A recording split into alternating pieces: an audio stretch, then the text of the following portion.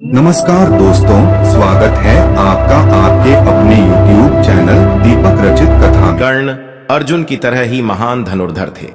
भगवान परशुराम ने स्वयं कर्ण की श्रेष्ठता को स्वीकार किया था। उनकी ख्याति दानवीर के तौर पर थी। यही वजह है कि महाभारत युद्ध से ठीक पहले इंद्र ने उनसे उनके दिव्य कुंडल और कवच दान में मांग लिए थे। उन्होंने कौरवों की ओर महाभारत के युद्ध में भाग लिया था और उनका जीवन अनेक परिस्थितियों के बीच उलझा हुआ था। जैसा कि आप जानते हैं कि कर्ण कुंती के पुत्र थे। उस वक्त कुंती अविवाहित थीं, इसलिए उन्होंने कर्ण का त्याग कर दिया और बाद में उन्हें एक रथ चालक ने पाला। रथ चालक का पुत्र होने के कारण उन्हें सूत पुत्र कहा गया।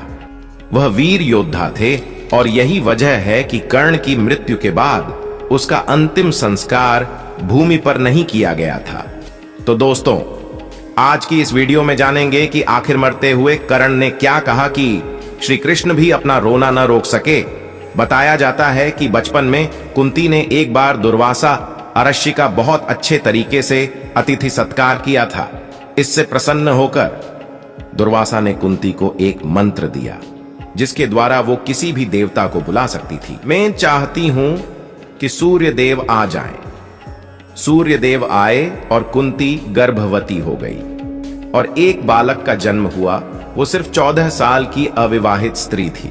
उसने बच्चे को एक लकड़धी के डिब्बे में रख दिया और बिना उस बच्चे के भविष्य के बारे में सोचे उसे नदी में बहा दिया। उसे ऐसा करने में थोड़ी हिचकिचाहट हुई, पर वो कोई भी कार्य पक्के उद्देश्य से करती थी। महाभारत की कहानी रोचक और दिल दहला देने वाली कहानियां से भरी हुई है। अंगराज कर्ण यानी सूर्यपुत्र कर्ण की मृत्यु महाभारत की कुछ इन्हीं घटनाओं में से एक है। लेकिन क्या आप जानते हैं कि आखिर कर्ण की मृत्यु के बाद उसके परिवार का क्या हुआ? आखिर क्या हुआ उसकी पत्नी का? जब उसे कर्ण की मृत्यु की सूचना मिली, अंगराज कर्ण की पत्नी का नाम रुशाली था। अंगराज कर्ण की तरह ही उनकी पत्नी रुशाली भी एक सूत पुत्री थी। एक सूत पुत्री होने के कारण अपने पिता आधीरथ के कहने पर कर्ण ने रुशाली से विवाह किया था।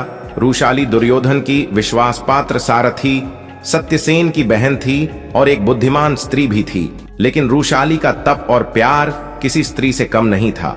महाभारत में उसे सत्य और निष्ठा का पालन करने वाली एक धर्ममा स्त्री के रूप में दिखाया गया है। ऐसा कहा जाता है कि रुशाली को द्रौपदी के चीर हरण की खबर पहले ही लग गई थी। रुशाली ने द्रौपदी के चीर हरण को पहले से ही रोकने का पूरा प्रयास भी किया, लेकिन होनी को कौन टाल सकता है। कहते हैं कर्ण की मृत्यु के बाद रुशाली की जीने की इच्छा लगभग खत्म ही हो गई थी। उसके बाद वह कर्ण की चिता पर ही उसके साथ सती हो गई।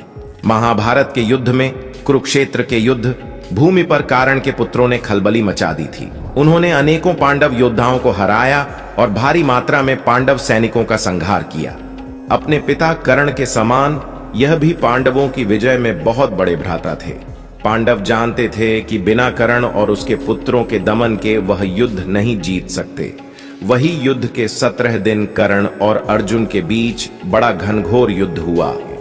कहते हैं वृक्षकेतु कर्ण और रुशाली का इकलौता जीवित पुत्र था। वर्षकेतु के पिता और अन्य सभी भाइयों का अंत हो चुका था तथा उसकी माता भी कर्ण की चिता पर सती हो गई थी। वृक्षकेतु अकेला हो गया था। उसके सभी अपने चल बसे थे, लेकिन इसके बाद भी उसने कभी भी अपने मन में बदले की भावना नहीं डाली। उसने कभी भी पांडवों के विषय में कुछ गलत नहीं सोचा तथा उसने कभी भी अर्जुन को गलत नहीं माना। वृषकेतु धर्म और धर्म का ज्ञान रखता था। साथ ही उसे इस बात का भी ज्ञान था कि आखिर किन परिस्थितियों में कर्ण ने कौरवों का साथ दिया था। महाभारत युद्ध के बाद पांडव जब विजय हुए और युधिष्ठिर हस्तिनापुर के राजा बने, तब पांडवों को पता चला कि कर्ण का एक पुत्र अभी भी जीवित है। वृषकेतु को पांडवों ने बड़ा स्नेह दिया।